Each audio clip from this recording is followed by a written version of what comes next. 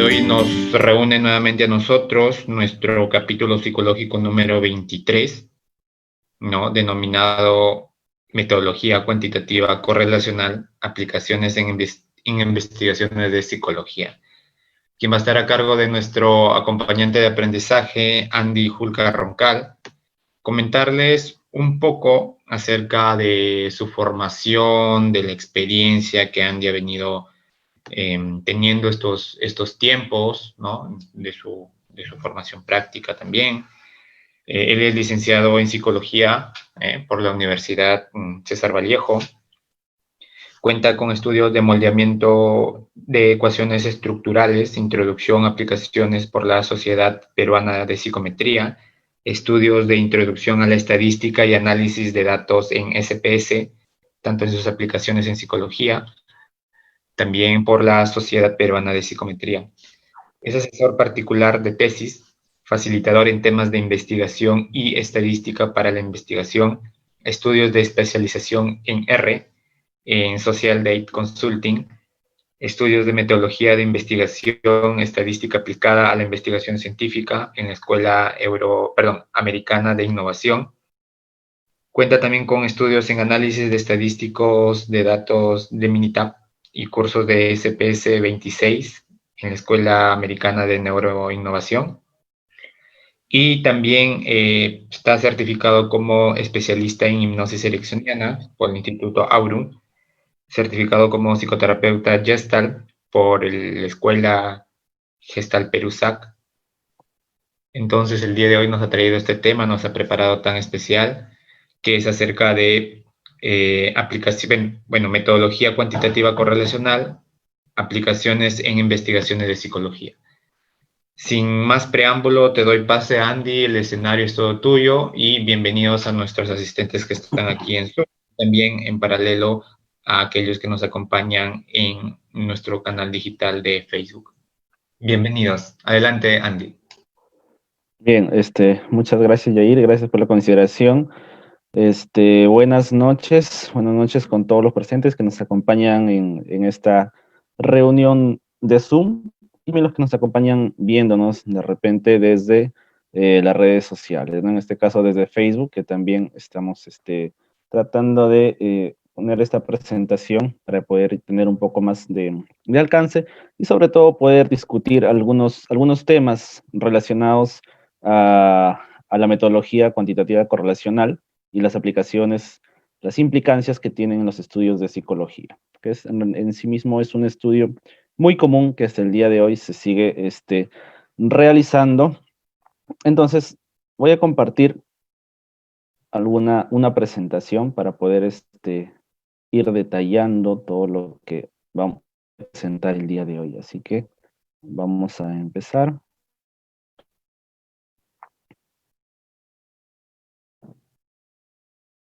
Bien, entonces, el tema que nos reúne el día de hoy es metodología cuantitativa correlacional y aplicación de psicología. Esta explicación, esta presentación va a ir en función de cómo se vienen desarrollando los estudios de psicología, correlacionales en psicología, en nuestro contexto, ya en nuestro contexto.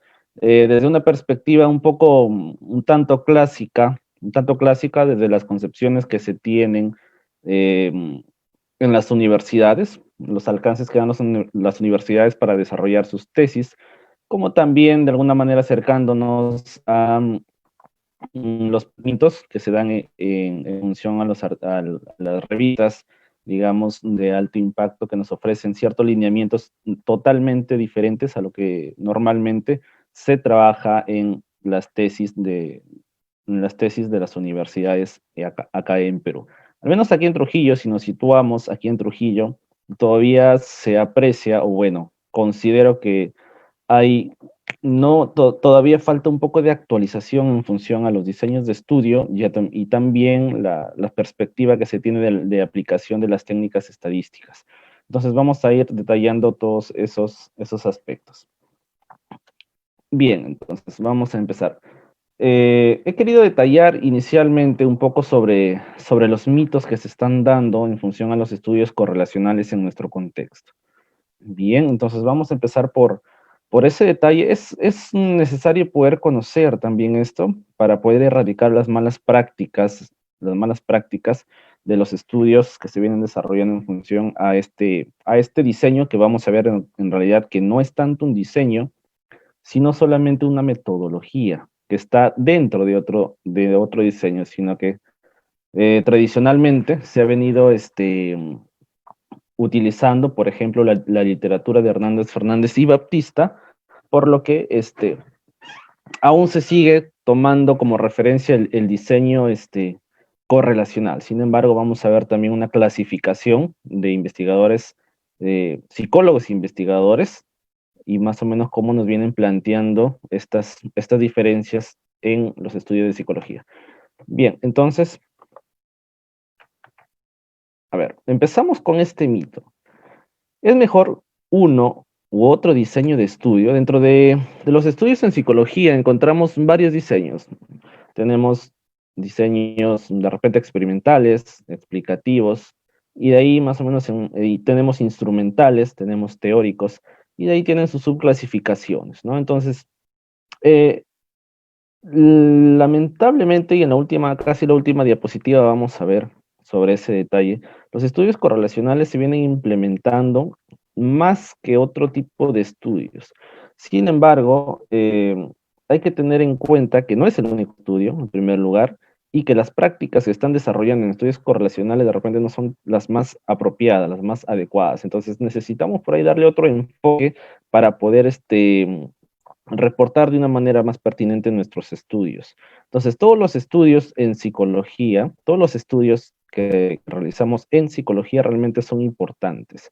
Uno dice, un instrumental de repente es mejor que un correlacional, o un correlacional mejor que un descriptivo, o un descriptivo es menos que un predictivo, o es mejor hacer estudios experimentales, ¿no? Entonces, varios de esos comentarios se vienen dando todavía. Sin embargo, todos los estudios son muy importantes para hacer crecer nuestra carrera como una ciencia en sí misma, y todos nuestros estudios científicos, implementar todos nuestros estudios científicos para la descripción y el estudio del comportamiento. Entonces, tenemos otro. Si es que no reporto correlación, mi trabajo está mal desarrollado. Vamos a ver en el transcurso de la presentación que en realidad no es tanto así. Utilizamos estas palabras, ¿no? Dentro de las presentaciones en las universidades se considera que si no encontraste correlación en tus variables, es porque tu estudio está mal hecho. Sin embargo, no creo que sea tanto de esa manera y lo vamos a ir viendo.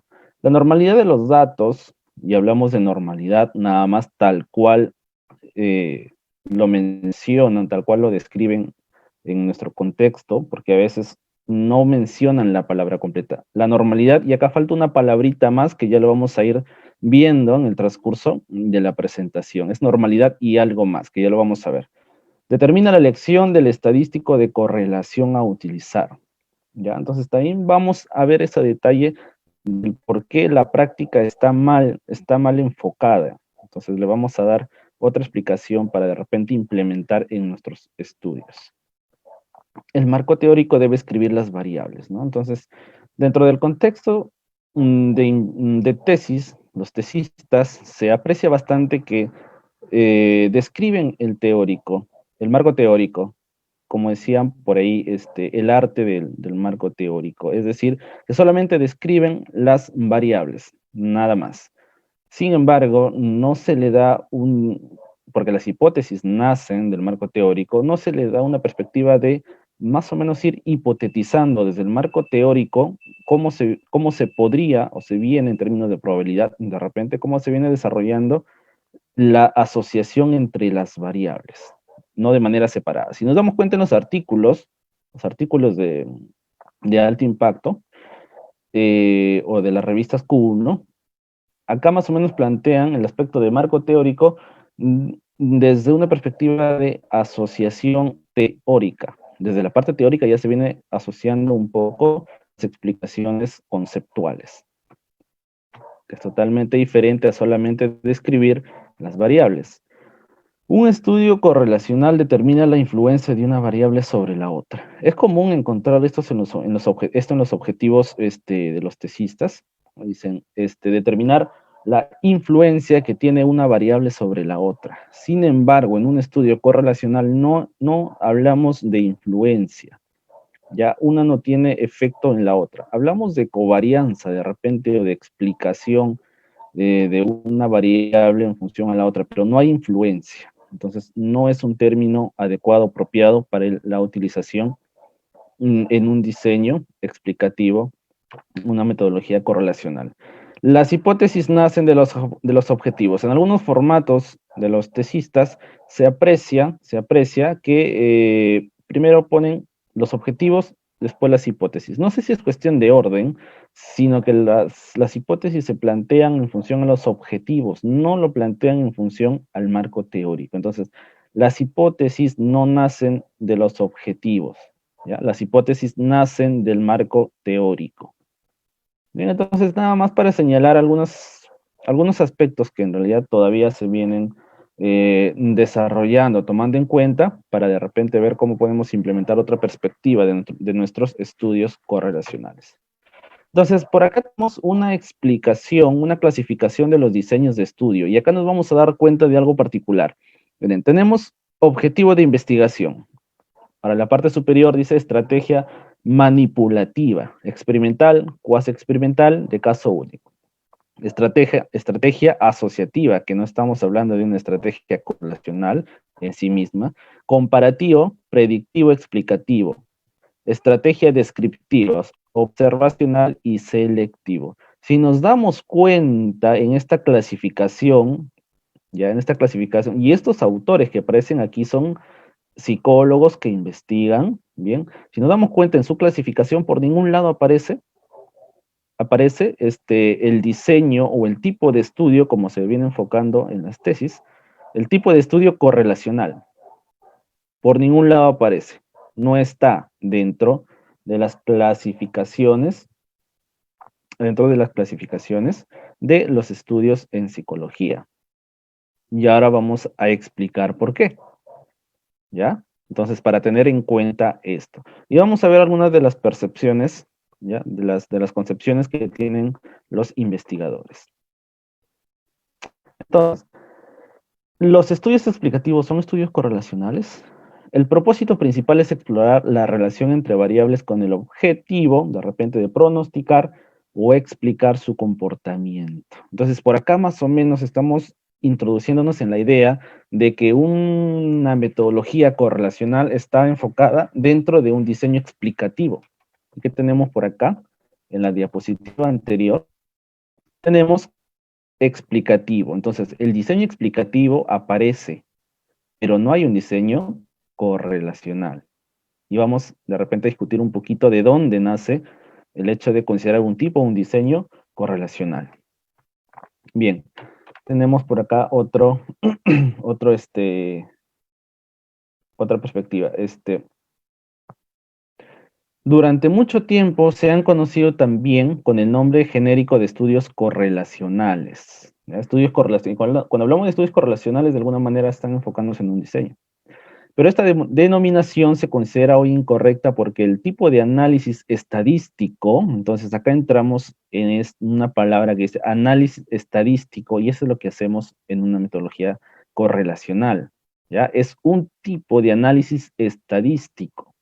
No es un tipo de estudio o no es un diseño de estudio. Entonces, como dice acá, el tipo de análisis estadístico no es precisamente el tema crucial en este tipo de estudios. Bien, entonces, es un análisis estadístico, un tipo de análisis estadístico, más no es un diseño de estudio. Ahora nos preguntamos, ¿pero de dónde nace el hecho de que por mucho tiempo, si revisamos las tesis de los repositorios de las universidades, por muchísimo tiempo se ha planteado como diseño, tipo de estudio, diseño correlacional, o tipo de estudio correlacional? A veces le ponen hasta no experimental correlacional. Entonces, no, es una concepción todavía en algunas universidades utilizadas, que utilizan esa concepción, ese lenguaje, pero no está bien enfocado. Entonces, si nos vamos nuevamente a nuestra clasificación, encontramos que esa metodología, ese análisis estadístico estaría dentro de un diseño explicativo. Entonces, este es el diseño. ¿Ya? Este es el diseño. No hay un diseño correlacional. Y ahora nos preguntamos, ¿de dónde nace el diseño correlacional? Por mucho tiempo se ha venido utilizando el famoso libro de Hernández, Fernández y Baptista en todos los volúmenes que hay, las actualizaciones que tiene. Y ahí plantea, estos autores que de por sí no son psicólogos, plantean un tipo de estudio correlacional. Entonces, en muchas tesis todavía se puede observar que citan a los autores Hernández, Fernández y Baptista, ¿no? Con su último libro del 2014. Entonces, es un mito que todavía se sigue utilizando y que dentro de nuestra ciencia social, dentro de nuestra psicología, no debería enfocarse de esa manera. ¿Ya? Entonces, en conclusión, el diseño de repente podría ser explicativo y donde se detalla que es un análisis correlacional. Bueno, aparte de los objetivos, que también ahí podría ir, que se pretende determinar estadísticamente significativo, o en la parte de correlación entre las variables, ¿no? Y en la parte de método de análisis de datos se va a detallar cuál va a ser el procedimiento a seguir, ¿ya? ¿Cuál va a ser el procedimiento a seguir? Y por acá tenemos otro aspecto. Para los estudios que únicamente exploran relación entre las variables, y cuando hablamos de exploran, vamos a darnos cuenta que en realidad, un coeficiente de Pearson o Spearman está en función a explorar y describir la relación entre las variables. Y de ahí nos vamos a dar cuenta de la parte inferencial también. Con coeficientes de correlación simple seguiremos empleando el término de diseños correlacionales. Yo creo que así sea nada más que exploran relación entre las variables, no debería tanto seguir utilizando estas dos palabras como diseño de estudios correlacionales. Entonces, va a quedar de repente como una reflexión, como un debate todavía, para poder un poco darle otro sentido, otro punto de vista a los estudios que venimos desarrollando de una metodología o un tipo de análisis estadístico correlacional. Bien, entonces por acá, bueno, he tomado algunas láminas de Ronald Castillo. Entonces, el tipo de variable que nosotros utilizamos al momento que hacemos uso de una metodología correlacional. ¿Ya? Clasificación de las variables según la escala de medición. Según la escala de medición. ¿Ya? Según la escala de medición. Acá, ¿qué tenemos? Tenemos nominal. Cuando hablamos de nominal, por ejemplo, estaríamos hablando, ¿no?, para nombrar el sexo o el género, femenino, masculino, hombre, mujer. Tenemos una escala de medición ordinal, ¿ya? Se agrega aparte de la clasificación, porque seguimos con una parte nominal, superior, técnico, secundario, primario, y el orden, ¿no? Porque ¿por qué orden? Porque no podemos pasarnos desde la primaria a un superior. Tenemos que pasar primaria, secundaria, técnico y de repente superior. Ya plantea la clasificación, que es de la parte nominal, y el orden, porque no podemos pasarnos de primaria al superior. Cuando nosotros realizamos un estudio instrumental, la escala de medición del ítem es ordinal, ¿ya? Del ítem. Sin embargo, la sumatoria total, ¿ya?, la sumatoria total de los ítems se convierte en una escala de medición de tipo de intervalo. Hay clasificación, orden y distancia entre los valores, ¿no? Entre 90 y 100 hay distancia. 100, 110 hay distancia. Hay ciertos valores que acompañan este rango de valores, hay distancias. Entre un mínimo y un máximo hay distancias. Entonces, estas tres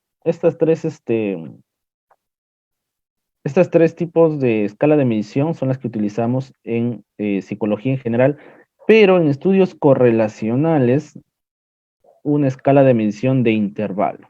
¿Ya? Razón, no utilizamos. No es propio de las características de nuestras variables en psicología. Entonces, por ejemplo, acá tenemos el ítem 1, 1, 2, 3, 4, 5. El ítem es ordinal. Plantea un orden. La sumatoria de todos los ítems, ya, que sería dentro de un mínimo de 5 y un máximo de 25, se transformaría la transformación, la sumatoria de los ítems en función a una dimensión, se transforma ¿en qué? En una escala de intervalo, escala de medición de intervalo. ¿Listo? Entonces, esto es lo que nosotros utilizamos para hacer nuestros estudios correlacionales. Las puntuaciones directas de los test psicométricos, de los instrumentos, ya que se transforman en una escala de intervalo. Y bueno, entrando un poco en las medidas que nosotros reportamos en nuestros estudios. Ya vamos a dividir en dos partes. La primera es las medidas descriptivas, ¿ya? Las medidas descriptivas, y luego vamos a pasar a la estadística inferencial. Vamos a ver cómo se ha venido planteando estos detalles. Medidas de tendencia central. Cuando nosotros reportamos, estas medidas sirven para ordenar nuestros datos, porque nuestros datos tenemos un sinfín de repente, o bueno, en realidad tenemos nuestros datos bien organizados en un Excel. Sin embargo, tenemos que organizarlos en ciertas medidas que nos van a representar, porque estas medidas representan nuestros datos, el comportamiento de nuestros datos. Entonces, dentro de la tendencia central tenemos la media, ¿ya? Es simplemente la suma de todas las observaciones divididas por el número de estas, por el número de los sujetos en sí mismo, ¿ya? También se le conoce como promedio. Bueno, por acá está pegado todo. Era de separar por acá. Y las medidas de dispersión, tenemos el mínimo, el máximo, el mínimo, la puntuación mínima obtenida por todos los sujetos, y el máximo, la puntuación máxima, como veíamos por acá. De la suma tenemos un 5, que sería el mínimo, y el 25, que sería el máximo. Entonces, dentro de las medidas de dispersión también tenemos algo muy importante, que es la desviación estándar, ¿no? Que son las distancias entre las puntuaciones en función a un punto central, a un promedio. Entonces, eso es importante también reportar para ver cómo están dispersos mis datos alrededor del punto central. Eso también me va a dar algún indicador, bueno, sería algún indicador cuando pretendo hacer un tratamiento de mis datos. De repente tengo datos muy dispersos de la media. Entonces, esos datos que están dispersos, de repente, una mayor distancia serían algo atípico, y sería muy bueno retroceder a ese aspecto para poder determinar si es que pueden afectar los resultados que yo voy a obtener después. Luego tenemos la medida de forma. La medida de forma, en este caso, sigue siendo descriptiva. Tenemos en la parte de asimetría. Algunos también consideran la kurtosis, pero vamos a hablar esta vez solamente de asimetría. ¿Ya? De asimetría. Entonces, la asimetría identifica si los datos se distribuyen de manera uniforme alrededor del punto central. ¿Ya? Entonces, se plantean algunos valores, más o menos entre el menos 1.5 y más 1.5. Se asume que donde cae la curva, a ver, hay que situarnos en donde dice curva simétrica, la que está en el centro, ¿ya? Entonces, donde cae la curva, la rojita, están los puntos de corte. Menos 1.5 para la izquierda, que son los negativos infinitos, y más 1.5 para la parte derecha, ya que serían los positivos infinitos. Entonces, los valores que están ubicados dentro de estos dos rangos, se asume que sigue una distribución normal. ¿Ya? Estamos hablando nada más de normalidad, no estamos hablando de normalidad inferencial, que vamos a ver más adelante, y cómo se viene confundiendo estos aspectos. ¿Ya? Entonces, cuando hay una gran representatividad, o en gran medida la representatividad de los datos, es muy probable que todos los datos sigan una distribución muestral normal. Una distribución normal. Es decir, estén dentro de la curva. Esto me va a permitir analizar de una forma más completa todos mis datos. Pero, ¿qué es lo que pasa cuando yo tengo, por ejemplo, una curva de asimetría positiva? Todos mis datos están a la izquierda de repente. Entonces, en esta parte, en la curva azul, no me va a permitir poder detallar, poder analizar todos mis datos, de una manera completa. Entonces, en psicología necesitamos toda la variabilidad de los datos, bien, de los datos para poder efectuar un análisis, digamos, con mayor precisión. ¿Ya? Entonces, supongamos que nosotros evaluamos en una biblioteca de una universidad, nos vamos a evaluar y encontramos a 10 estudiantes. Esos 10 estudiantes ocupan el primer puesto en la universidad y tienen notas solamente 20, 20, 20, 20. ¿Ya? Entonces, esos sujetos, si vemos la parte del contexto y las características de esa pequeña muestra, estaríamos hablando de personas que de alguna manera tienen un alto rendimiento académico. Y si yo aplico a ellos, ya, o evalúo de repente esa característica, voy a encontrar esto de acá, que todos los sujetos se encuentran por acá, en la curva verde. ¿Ya? ¿Por qué? Porque las características de ellos no me van a permitir estudiar toda la variable, ya, con mayor variabilidad de sus respuestas. ¿Ya? ¿Por qué? Porque todos tienen 20, entonces todos están a un lado. Bien, pero eso no pasa, no tanto pasa con nuestros instrumentos, nuestros estudios en psicología. Tenemos mayor variabilidad de las respuestas en función de la variable que se mide también. Ya, entonces, necesitamos de alguna manera poder identificar la mayor variabilidad de respuestas para poder efectuar un análisis de correlación con mayor precisión. Bueno, eso solamente con lo que tiene que ver con la parte descriptiva. En realidad vamos a ver un poco más sobre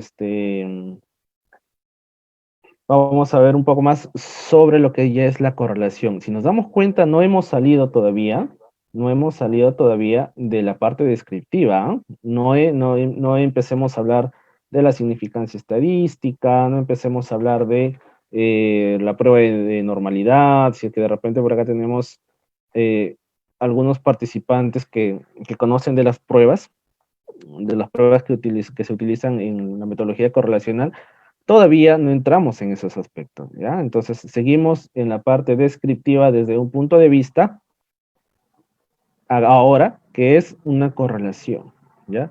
La finalidad de la correlación es examinar la dirección, porque vamos a ver que los coeficientes de correlación, tanto de Pearson como de Spearman, están normados entre -1 y 1, ¿ya? Entonces, ahí hay una dirección. Vamos a hablar de una dirección, de una correlación directa y una correlación inversa. Bien, y la fuerza de la asociación entre dos variables cuantitativas. Vamos a ver también lo que son el tamaño del efecto y es, digamos, una clasificación de los valores que se pueden ir detallando. Entonces, acá estamos hablando de una correlación lineal, ¿ya? Lineal. Hay otro tipo de correlación también. Entonces, las medidas de correlación, seguimos en la parte descriptiva, no hemos pasado todavía a la parte inferencial.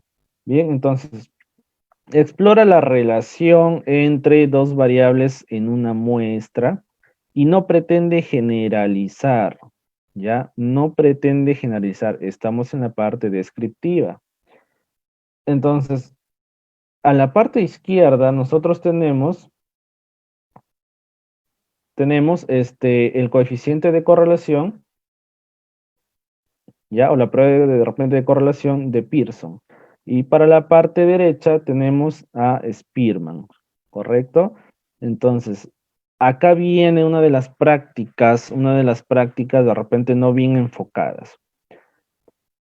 Diríamos, antes de utilizar Pearson o Spearman, que todavía se viene implementando desde esa perspectiva en las universidades, de repente por ahí dirían, ¿sabes qué? Haz un análisis de normalidad e incluso no completan la palabra, porque normalidad es la palabra normalidad agregando algo más que ya vamos a ver después qué es lo que se tiene que agregar para poder tener un lenguaje apropiado en temas de este tipo de metodología. Ya, entonces dirían, haz una prueba de normalidad y ahí determina si utilizar la prueba o el coeficiente de correlación de Pearson, R de Pearson o Spearman, ¿ya? Incluso algunos todavía siguen utilizando RHO, ¿no? RHO dicen Rho de Spearman, no, es RS, R sub S de Spearman. Ya, entonces, desde un punto de vista descriptivo, ya si solamente pretendemos explorar la correlación en función a una muestra, los supuestos a cumplir no tienen que ver con algún tipo de normalidad, ni descriptiva, ni tampoco inferencial. ¿Cuáles son los supuestos que se debe cumplir para utilizar R de Pearson? Solamente la variable numérica, nuestras variables, nuestros instrumentos y los datos que recogemos cumplen con esa característica, sí, sí cumplen. Variable numérica y tendencia lineal. Ahora, ¿cómo yo veo tendencia lineal? Ahorita les voy a mostrar un gráfico de dispersión de puntos simple para poder más o menos verificar a qué se refiere una tendencia lineal. Bien, entonces, nuevamente, los supuestos para poder utilizar R de Pearson, variable numérica, tendencia lineal. No estamos hablando de que si vas a hacer normalidad por Kolmogorov y Smirnov, por Shapiro-Wilk, que son pruebas de normalidad inferencial, que ya vamos a detallar después. No se utiliza cuando hablamos de R de Pearson desde una parte descriptiva. ¿Ya? Y Spearman dice entonces, ya, si es que tus datos siguen una distribución muestral no normal, y así lo determinan, ¿tienes que utilizar Spearman? No. Los supuestos para utilizar Spearman, bueno, Spearman es un caso especial de Pearson, una simplificación de la fórmula de Pearson. Y el uso, la utilidad que se le tiene que dar está en función de la transformación de las puntuaciones a ordinales. Hay instrumentos que nos ofrecen una escala de medición de intervalo, sin embargo, al hacer la transformación de esos valores, se vuelven una escala de tipo ordinal. Entonces, este es el supuesto de repente más determinante para poder hacer uso de Spearman. Y los supuestos para Pearson, variable numérica, tendencia lineal. Ahora, bueno, por acá tenemos un poco de las diferencias, coeficientes de correlación. Pearson evalúa específicamente la adecuación y la recta lineal, ¿no? Estaríamos hablando de la tendencia lineal, que define la relación entre dos variables. Y bueno, también vamos a ver el tema de la fuerza o el grado de asociación entre las variables. Y Spearman no necesariamente parte de una recta lineal, ¿bien? Y es un coeficiente alternativo, una simplificación del anterior, ¿ya? Entonces, ¿sujeto a qué? A la transformación de los datos a una escala ordinal. Entonces, tenemos acá, en la diapositiva, veíamos el R, el menos 1 y R1. Entonces, el coeficiente de correlación o el correlación está normado entre menos 1 y 1. ¿Ya? Entonces, menos 1 y 1. ¿Y qué encontramos acá? Acá vemos en la parte superior donde dice supongamos que tenemos dos variables a medir, dos variables a utilizar en un estudio. Tenemos la felicidad con satisfacción con la vida, ¿correcto? Entonces, ¿qué es lo que nosotros podemos de repente deducir, inferir de estas dos variables? Es que si es que y acá entra una palabra determinante importante, covarían, ¿ya? Covarían, es decir, si es que más de una, más de otra. Entonces, están covariando hacia una sola dirección, es decir, si es que una persona tiene mayores, de repente, características, niveles de felicidad, es probable también que tenga en una misma dirección también su satisfacción con su propia vida. Entonces, ambas variables van en un mismo sentido. Estaríamos hablando de una correlación directa y en los coeficientes, en los valores de correlación, encontraríamos para la parte derecha que está en la parte positiva. Y para la parte izquierda, que sería la relación inversa, estaríamos hablando de estas dos variables. Por ejemplo, felicidad y tenemos depresión. La lógica, nada más teórica o de repente de la propia experiencia, nos indica que cuando yo tengo mayor depresión, ¿no? Obviamente mi estado de felicidad va a ser menor. Ambas variables van en sentidos opuestos, ¿ya? En sentidos opuestos. Entonces aquí estaríamos hablando de una correlación inversa. Bien, entonces, uno de los supuestos para poder utilizar el Pearson desde una perspectiva descriptiva, tenemos hablábamos de la tendencia lineal. Bien, entonces, por acá tenemos el gráfico de dispersión de puntos, ¿ya? Para poder ir detallando más o menos, si es que yo dibujo, a ver, vamos a ver si es que se puede de esta manera. Si es que yo dibujo por acá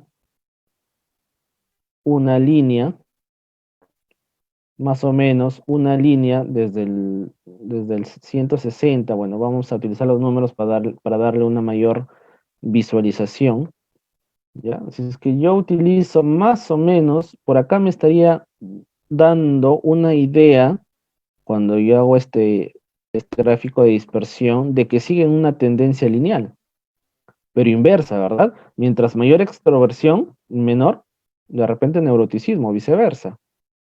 ¿Ya? Entonces, acá estamos hablando de la tendencia lineal. Acá me doy cuenta de repente a simple vista que estaríamos hablando de una tendencia lineal.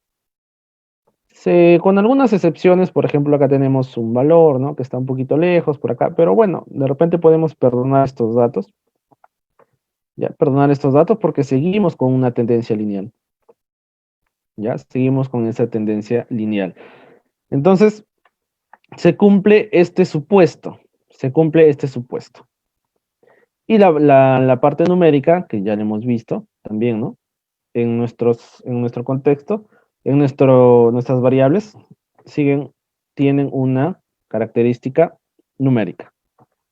Bien, entonces por acá tenemos los tamaños de efecto, que es como una clasificación más o menos de los valores que podemos ir encontrando, ¿no?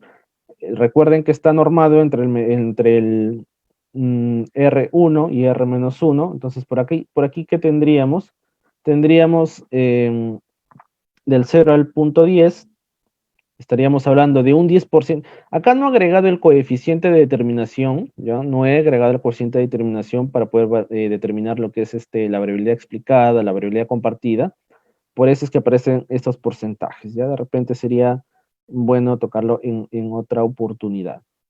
¿Para qué? Para no solamente limitar el estudio correlacional a ver si es que existe o no existe correlación, sino también a ver cómo esta asociación entre las variables, con un pequeño ejercicio extra, me pueden dar una explicación de repente teórica del por qué y en qué porcentajes estarían explicando las variables y compartiendo sus puntuaciones.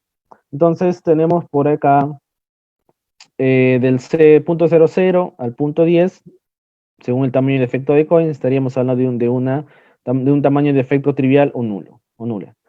De ahí en adelante, hasta el punto 30, estaríamos hablando de un tamaño de efecto pequeño. Del 30 al 50, moderado. Del 50 en adelante estaríamos hablando de un tamaño de efecto grande. Bien, entonces, más o menos para hacer en detalle en ese aspecto del tamaño del efecto. Que el tamaño del efecto es recomendación de las normas técnicas también poder reportarlo.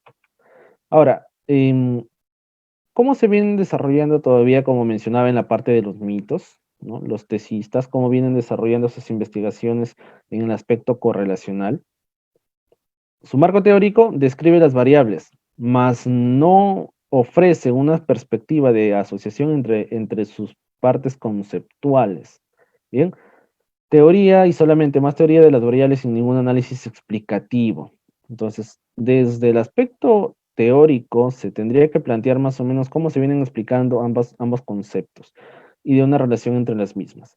De los objetivos nacen las hipótesis, como ya lo había mencionado, de los objetivos no nacen las hipótesis nacen de la parte del marco teórico y consideran al método correlacional como un diseño de estudio. Recordemos nuestra clasificación anterior y les invito a leer el artículo completo también para poder entender un poco cómo es que se plantea que la metodología correlacional no es un diseño de estudio, es un análisis estadístico, más no un diseño de estudio.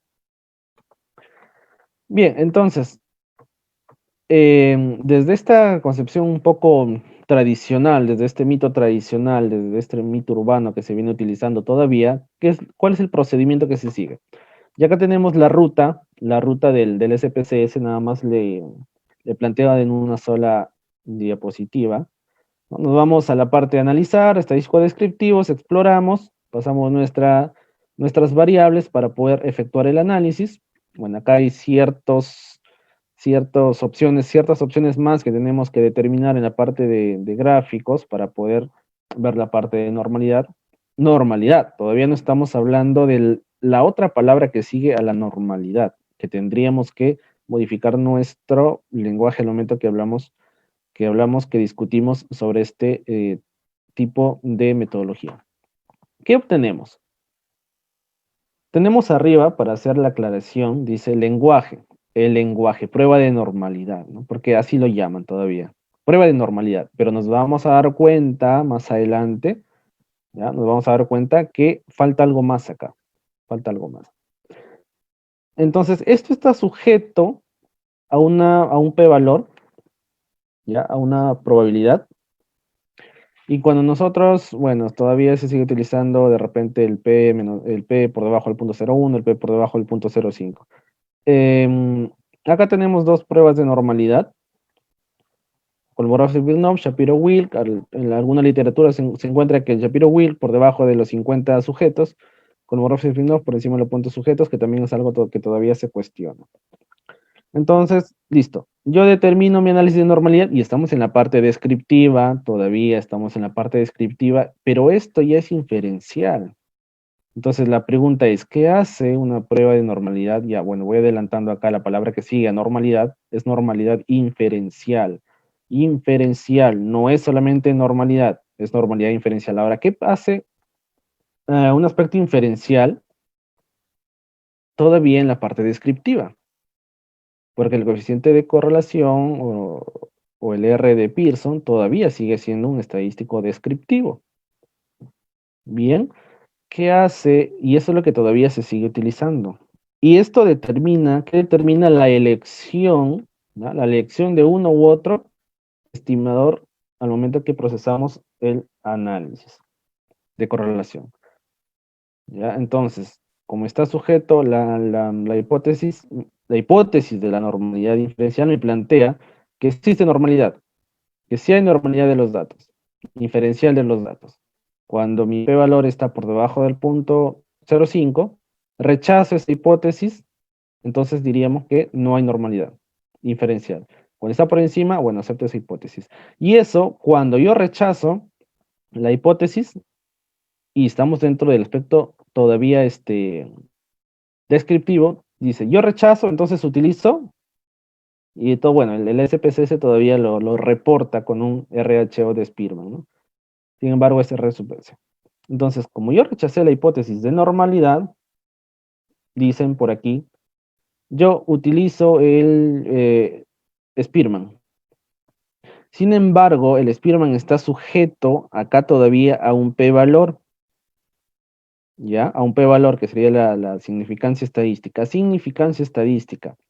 Y estamos hablando del aspecto inferencial. Bueno, por acá de repente nuestro amigo SPSS, que todavía se sigue utilizando, por acá es algo que no nos ofrece algo realmente muy considerado.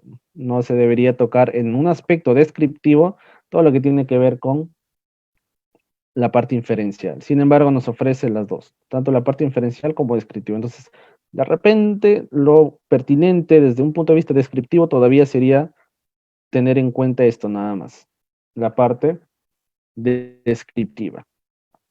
¿Ya? Entonces, seguimos en la parte descriptiva, pero en el contexto acá todavía he observado que siguen utilizando, desde un punto de vista descriptivo, la normalidad, y solamente la normalidad, no utilizando bien el lenguaje, normalidad inferencial para determinar si es que utilizan Pearson o Spearman. Ahora, como todavía estamos desde esta perspectiva descriptiva, que hemos dicho anteriormente, que aquí estaríamos solamente para poder utilizar uno u otro prueba de correlación, estaríamos en función de qué? Del aspecto de las variables numéricas o la característica numérica y la tendencia lineal. No estamos hablando de normalidad. Bueno, la normalidad de repente descriptiva, nada más para poder representar cómo está el comportamiento de nuestros datos, más no como algo que determine si voy a utilizar Pearson o Spearman. Bien, entonces, y esto es lo lógico que se requiere encontrar.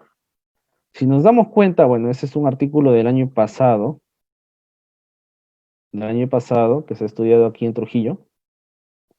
Coeficientes R de Pearson, correlación de Pearson de felicidad y metas académicas en ingresantes a una universidad privada de Trujillo. Correcto, miren, si nos damos cuenta, en el R de Pearson no hay nada del aspecto inferencial. No hay asteriscos. Bueno, cuando ya vemos asteriscos al costado de los valores que obtenemos, ya estaríamos hablando del aspecto inferencial. Y este es un R descriptivo. ¿Qué pasaría en una tesis de repente, que todavía se siguen utilizando en algunas universidades, que reportan el p-valor? Todavía por aquí estaríamos determinando desde una perspectiva totalmente incorrecta el uso de la normalidad y también de la elección de los coeficientes de correlación. Bien, entonces, descriptivo, acá no hay nada inferencial. ¿Qué me está describiendo? Si es que hay o no hay asociación, relación entre las variables. Bien, hasta acá estaríamos más o menos detallando lo que tiene que ver con la parte descriptiva, cuando hacemos uso de los coeficientes de correlación. Hemos visto, más o menos para romper el mito de que el estudio correlacional es un diseño de estudio, es un tipo de estudio. No, no es un tipo de estudio, no es un diseño de estudio, es una metodología, un análisis estadístico que se aplica dentro de un diseño de estudio. Bien, entonces por ahí de repente tendríamos que darle un nuevo enfoque para no confundir todos estos planteamientos que se vienen ofreciendo. Bien, entonces llegamos a la parte inferencial, ¿no? La parte inferencial del enfoque clásico. ¿Para qué se utiliza la parte inferencial? ¿Qué hace un análisis inferencial? Busca generalizar los resultados de una muestra estudiada a una población correspondiente. Bien, ¿qué buscábamos en la parte descriptiva? Solamente explorar la relación entre una variable y la otra. Es totalmente diferente a tratar de generalizar los resultados de una muestra, porque nosotros utilizamos muestras en nuestros estudios, no utilizamos población. Generalizar la parte de los resultados de una muestra a una población correspondiente. Totalmente diferente a lo anterior. ¿Y qué utilizamos? Los valores de probabilidad. Vemos en la parte inferior los valores de probabilidad, que estaría en función del 0 al 100%. Ya, bueno, de repente el aspecto conceptual todavía nos va a confundir un poco, pero de repente si hay otra oportunidad de hacerlo una parte práctica, ahí podríamos entenderlo de mejor manera. ¿Ya? Entonces, ¿qué utilizo? Las pruebas de significancia estadística. Y algunos llaman, utiliza la prueba paramétrica de Pearson, utiliza la prueba paramétrica de Spearman. ¿Ya? Entonces, por ahí se sigue utilizando todavía un lenguaje inapropiado para poder hacer uso de estos coeficientes de correlación. Y desde un análisis inferencial vamos a ver que no se debería utilizar de esa manera. Bueno, la T-Student es para comparación de grupos. Aquí solamente estaríamos hablando de R de Pearson y R sub S de Spearman. Bien, entonces, en la parte inferencial busca generalizar los resultados y está en función a los valores de probabilidad, los valores P, que ya vamos a determinar más o menos cuál es el punto de corte. Entonces, recordemos anteriormente que hablábamos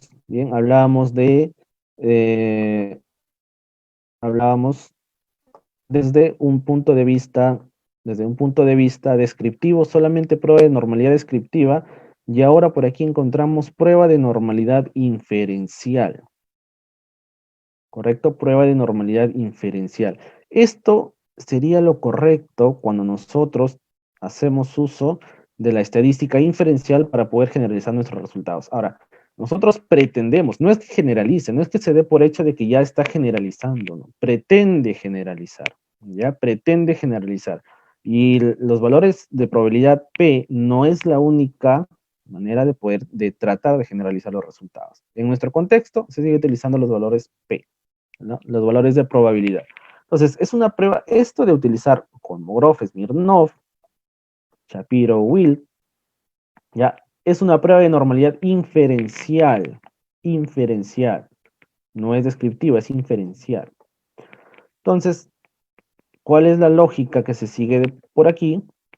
Ya, determinación de la prueba para el análisis de la significancia estadística. Estas son pruebas paramétricas y no paramétricas, pero son pruebas de significancia estadística. Prueba de significancia estadística de Pearson y prueba de significancia estadística de Spearman, que todavía está mal conceptualizada. Y ahora vamos a dar ese alcance del por qué.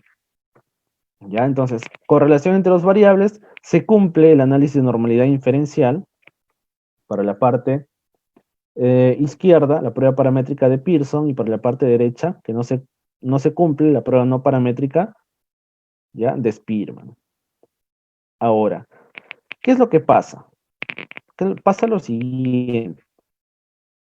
Acá puede surgir la duda, la confusión, pero ¿por qué aparece Pearson y por qué aparece Spearman si es que anteriormente he mencionado que los supuestos no es la normalidad, sino los supuestos, en el caso de Pearson, es la tendencia lineal y una variable numérica? Entonces, está mal conceptualizado y eso confunde. Un pequeño término, el lenguaje que utilizamos confunde bastante. Entonces, lo correcto sería análisis de significancia estadística haciendo uso de Pearson. Análisis de significancia estadística haciendo uso de Spearman. ¿Ya? ¿Por qué?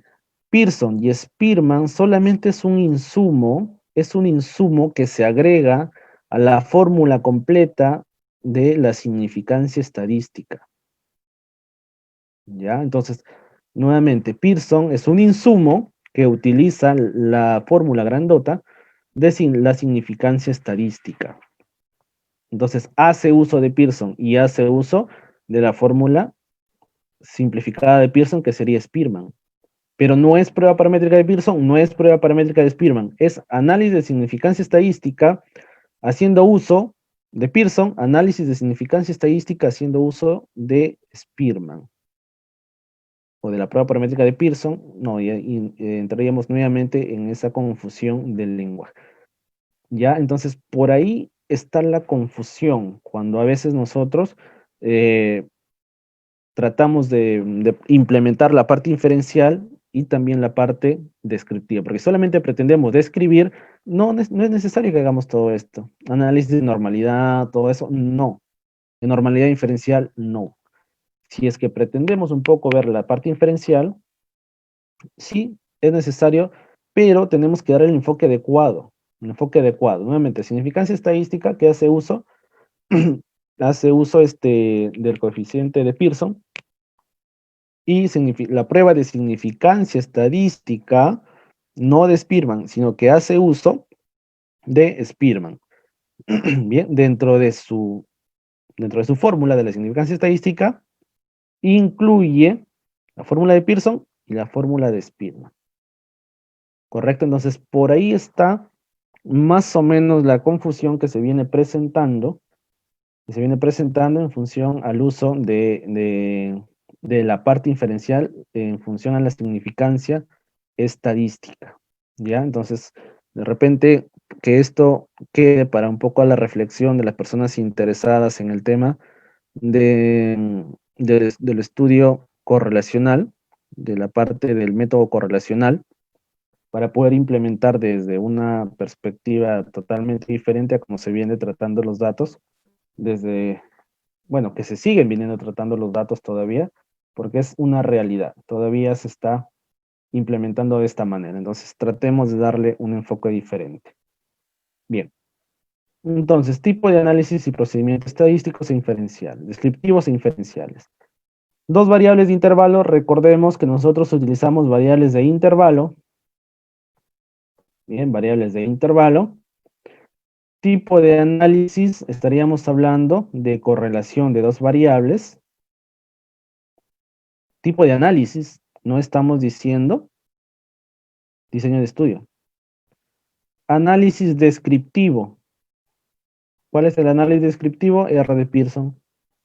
Y la simplificación estaríamos hablando de Spearman. Y el análisis inferencial, estaríamos hablando de paramétrico, del test con R de Pearson, ¿no? Entonces, ¿a qué me refiero con test? De las pruebas de significancia estadística que hace uso de Pearson y la prueba de esta significancia estadística que hace uso de la prueba no paramétrica, o bueno, desde un punto no paramétrico, con el test de Spearman. Todo esto es inferencial. Bien, entonces determinemos las diferencias para no enfocar mal nuestros análisis de datos, porque no van a ser precisos, no nos van a describir bien lo que nosotros pretendemos explicar. Definición de hipótesis dentro de una lógica, dentro de la lógica y como elemento del procedimiento de significancia estadística. Hipótesis. Estamos hablando de la hipótesis, no de cuando se plantea una hipótesis en el estudio. Estamos hablando de la hipótesis desde la parte inferencial. ¿Qué nos plantea la hipótesis inferencial? Cuando hacemos un estudio con un método, con un análisis estadístico de correlación. Una hipótesis nula, que es igual a que no existe correlación. Esto es totalmente diferente a la normalidad inferencial. La hipótesis nula en normalidad inferencial me propone que sí existe una normalidad de los datos. Y la hipótesis nula en la parte inferencial de correlación de la prueba de significancia estadística con Pearson o Spearman me propone, ¿ya?, la no existencia de correlación. Y para aceptar o rechazar está en función de qué, de esto de acá, del p-valor. Hablábamos del p-valor que está en función del 0 al 100%. Entonces, nosotros tenemos un margen de error, y acá estamos hablando del error 1, del error tipo alfa, y cuando hablamos del error tipo alfa, no estamos hablando del coeficiente de confiabilidad, de consistencia interna alfa, ¿ya? No, estamos hablando del error tipo alfa. Entonces, si hablamos de que los valores P de probabilidad están en función del 0 al 100%, hay un punto de corte que es el 5% para poder rechazar o aceptar una hipótesis o aceptar que existe o no existe correlación, ¿ya? Y este 5% se traduce en ¿qué? En el p-valor del 0.05. ¿No? Entonces, en nuestro software, en el SPSS, y si vemos las tesis que hacen uso del p-valor, plantean como el punto de corte el 0.05. Por encima de este valor estaríamos hablando de que, por encima de este valor estaríamos hablando de que se acepta, o de repente no se rechaza, P mayor a esto, no se rechaza la hipótesis nula, no se rechaza que no existe, no se acepta eso, que no existe correlación. ¿Ya? Y para abajo, si es que el P es menor, ¿ya? Si es que el p-valor, el valor de probabilidad es menor al 0.05, se rechaza la hipótesis nula, y el resultado es estadísticamente significativo. Por lo tanto, se rechaza la hipótesis nula que dice que no existe correlación, se rechaza que no existe correlación, por lo tanto, se acepta que sí hay asociación, bueno, correlación entre las variables. Estaríamos hablando del error de rechazar la hipótesis nula. Hay un margen de error del 5% y el valor de probabilidad para poder rechazar sería de lo que sobra, 95%. Si es que los valores exceden el 5%, estaríamos en función de qué, de que no se rechaza la hipótesis nula. No hay correlación, no existe correlación. Si es que estamos por debajo del 5%, estaríamos hablando de qué? De que el resultado es estadísticamente significativo, por lo tanto se rechaza la hipótesis nula y se acepta que hay correlación. Bueno, son aspectos realmente conceptuales que se tendría que plantear desde un punto de vista también práctico para poder entenderlo un poco más. Ya entonces, así más o menos vamos determinando cuándo se acepta una hipótesis inferencial nula y cuándo no se acepta. Bien, entonces, espero que más o menos por ahí se haya dado un pequeño alcance para poder entender estos aspectos un tanto complejos cuando no los sometemos a la práctica, pero después resulta totalmente sencillos. Por acá tenemos entonces la ruta a seguir cuando nosotros hacemos nuestro análisis de correlación en nuestro amigo SPSS, ¿no? Analizar, toda la parte de analizar nos ofrece todas las propiedades a analizar. Y acá vamos a ver correlaciones bivariadas. Tenemos coeficiente de Pearson, coeficiente de Spearman, ¿no? Por acá ingreso mis variables a utilizar. Y acá me ofrece esto. Supongamos, bueno, esa es una propuesta, ¿no? No es que se tenga que reportar así. Para la derecha todavía se podría reportar algunos alcances más, como el tamaño de efecto de repente, y también la parte de los intervalos de confianza, aunque bueno, en la parte inferencial no tendríamos que ver los intervalos de confianza, solamente en la parte descriptiva.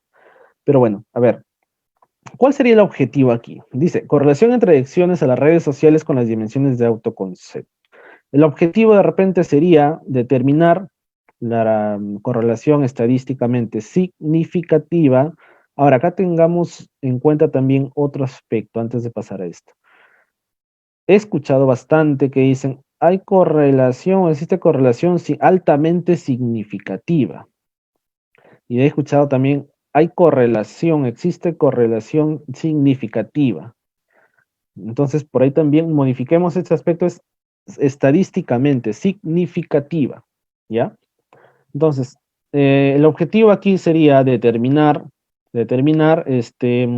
la correlación estadísticamente significativa entre adicción a las redes sociales y las dimensiones de autoconcepto, ¿no? Física, social, familiar, intelectual, personal, sensación de autocontrol y autoconcepto.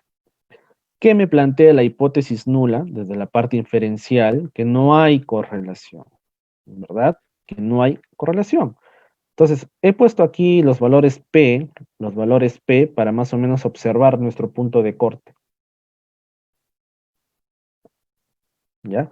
Entonces, entre adicción a las redes sociales y la parte física, mi coeficiente de correlación me indica un valor de menos 0.08. Y mi p-valor, el valor de probabilidad, estaría en función de un 27%, ¿no? Que se traduce en un punto 27. Bueno, tomando en cuenta dos decimales. ¿Qué me dice el p-valor para aceptar o rechazar una hipótesis nula? Tiene que estar en función del 5%, el margen de error. Como nos damos cuenta acá, el valor de la significancia estadística está por encima del 5%, por encima del punto 0,5.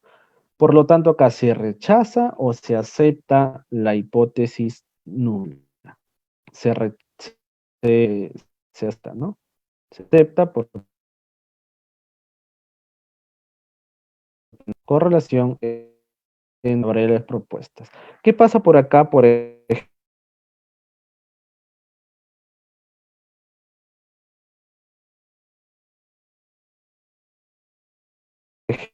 intelectual,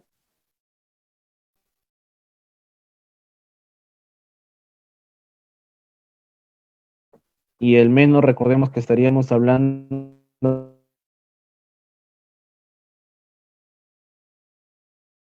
una correlación inversa, punto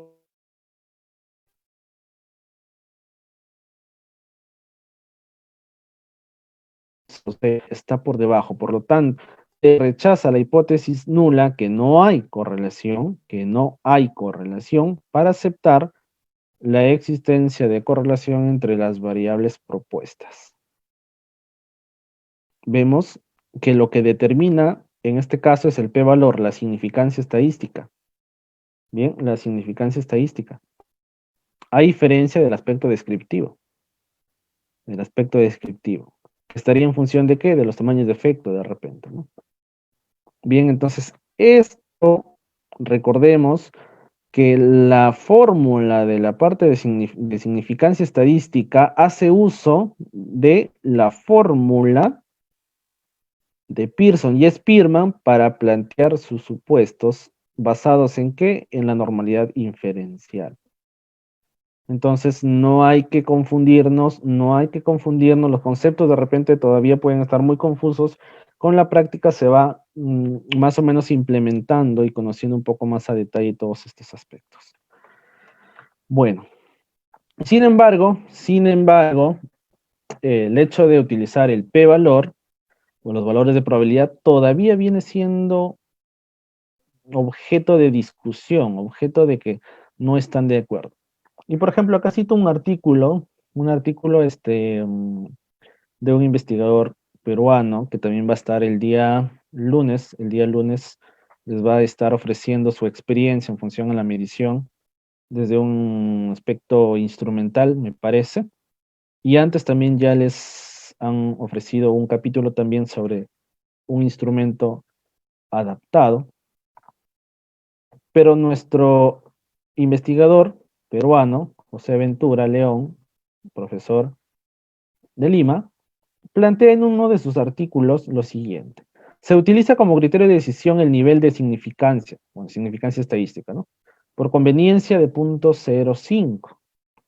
Y con el valor de P es inferior a este criterio se rechaza la hipótesis nula, ¿no? Lo que hablábamos anteriormente. Cuando es menor al 5%, al 0.05, se rechaza la hipótesis nula y se acepta bueno, estaríamos hablando, aunque no se utiliza la hipótesis alterna o alternativa, ¿no? Que sí existe correlación. En consecuencia, un p-valor pequeño indica un menor error y estamos hablando del error en la toma de decisión de repente de rechazar la hipótesis nula. ¿Correcto? Es frecuente tomar al punto 0,5 como criterio pese a que está basado en una arbitrariedad. Es decir, por ahí a alguien se le ocurrió plantear un margen de error del 5% para tomar una decisión de que si de aceptar o rechazar una hipótesis nula.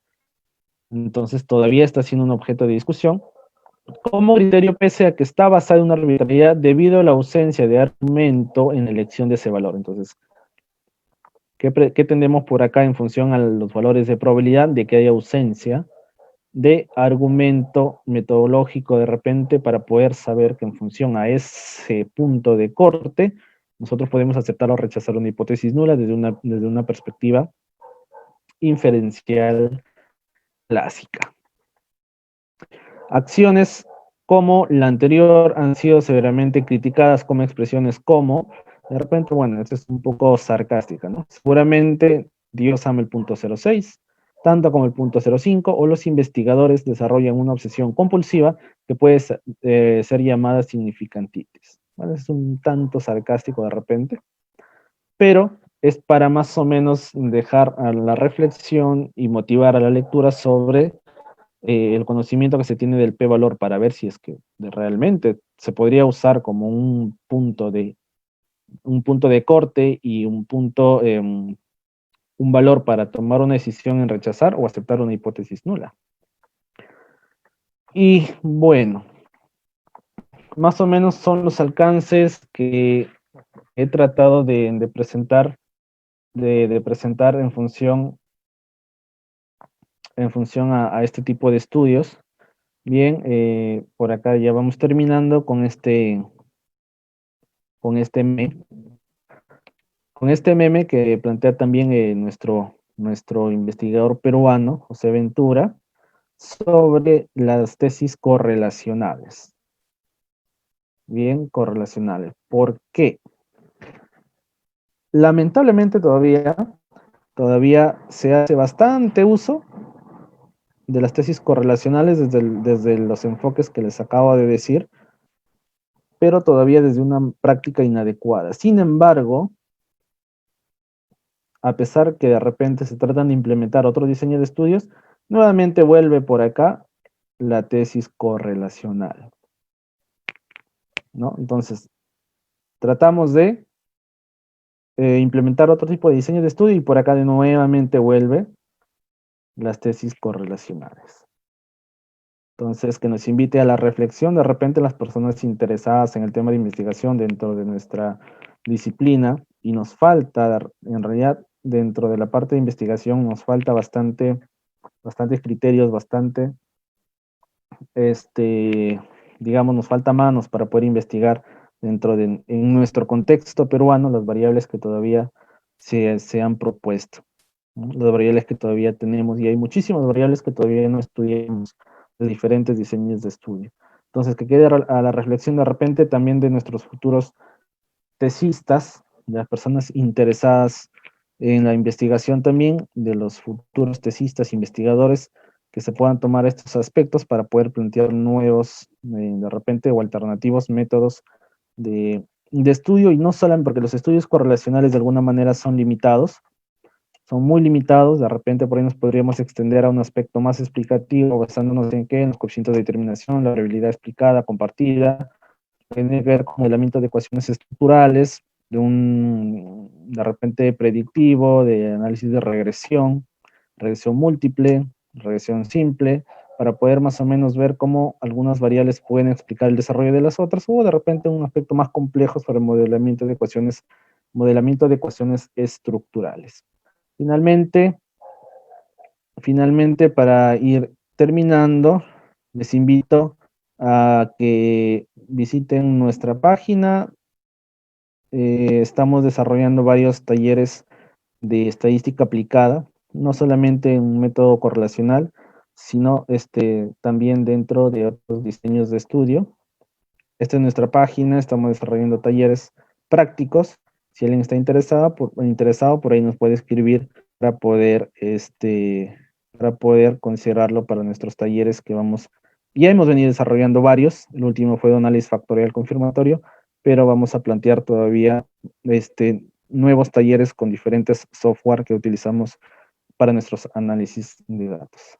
Bien, espero que les haya ofrecido un alcance algo resumido en realidad, porque detrás de todo esto hay varios aspectos conceptuales todavía y prácticos para poder entender todo lo que tiene que ver con este método de correlación, este análisis de correlación, para poder implementarlo de mejor manera, de manera más adecuada en nuestros estudios de aquí en Trujillo, como también de repente poder expandir estos alcances a otros lugares que de repente todavía falta implementar más investigación, y no sectorizar, no sectorizar a un solo lado, ¿no? Porque a veces de repente, sí, me interesa la investigación, pero ¿dónde aprendo? Tienes que ir a Lima, ¿no? Tienes que ir a Lima porque acá en Trujillo no hay, porque acá no sé, en Cajamarca no hay, porque acá en ese lugar no hay, tienes que ir a Lima. No, tratemos de poder formar comunidades científicas en diferentes partes de nuestro Perú, de nuestro país, para poder ofrecer mayor evidencia científica, y no solamente ver esta disciplina desde unas malas prácticas de investigación, malas prácticas de uso de los métodos estadísticos, de los reportes de nuestros datos, sino tratar de implementar de una forma conjunta para poder hacer crecer esta ciencia, y no verlo nada más, en palabras de José Ventura, como el arte de la elocuencia, sino verlo desde una parte más científica. Bien, entonces, muchas gracias. Gracias por su atención. Si es que hay algunas preguntas, de repente por ahí,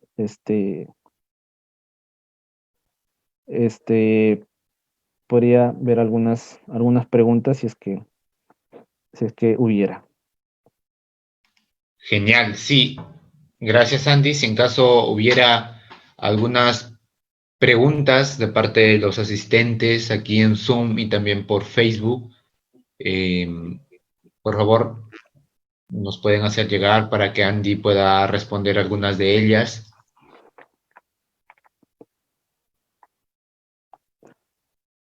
Por acá veo algo relacionado acá en el chat sobre el Big Data, sobre el Machine Learning. Sin embargo, esto no estamos tanto ubicados en este contexto cuando hablamos de nuestras investigaciones correlacionales, pero de repente en otro momento podemos hablar un poco de esto. Dice, ¿cómo esto va influyendo en la psicometría? Bueno, el hecho de la Big Data en realidad no sé qué tan conveniente sea de implementarlo desde un aspecto psicométrico, instrumental, ni la interpretación de los datos. Todavía no es algo que se ha implementado. Yo en lo personal estoy tratando de acercarme más a este tipo de análisis de la Big Data y de otros aspectos con una a gran escala, con datos a gran escala, para ver cómo podemos implementarlo en nuestros estudios. Sin embargo, todavía no estamos en estos contextos del uso de datos realmente grandes para poder hacer estudios de nuestras variables, ¿no? Sería esto, de repente podría ser una tarea para todas las personas interesadas en investigación, para poder ver cómo proponemos esto de la Big Data y esto del Machine Learning, que definitivamente es muy importante. Yo estoy entrando haciendo una introducción a este aspecto del estudio sobre esto. A ver, de repente podríamos implementar desde otro punto de vista los análisis de datos en nuestra disciplina.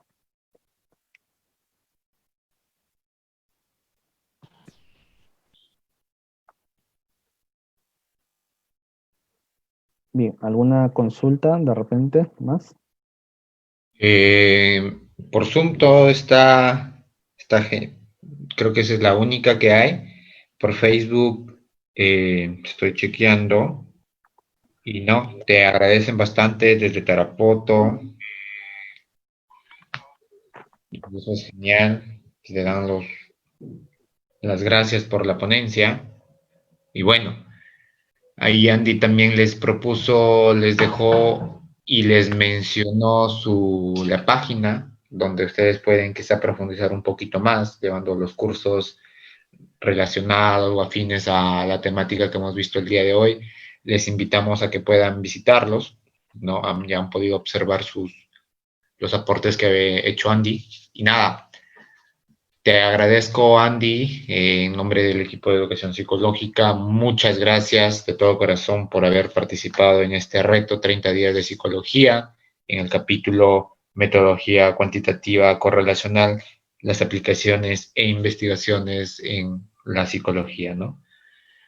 Muchas gracias a los participantes que se han conectado aquí en Zoom, en Facebook también. Recordarles que tenemos todo este mes muchos capítulos psicológicos que regularmente son cada día. Entonces les invitamos a que puedan seguir sintonizando, de que puedan dejar sus comentarios como aprendizajes y que esos aprendizajes puedan ser vistos por otras personas y así seguir generando más aprendizajes. Nada, muchas gracias. En esta oportunidad damos por concluido ya este capítulo psicológico, este espacio, y nos estamos viendo pronto. Hasta pronto. Gracias, Andy. Gracias a cada uno de ustedes. Nos vemos.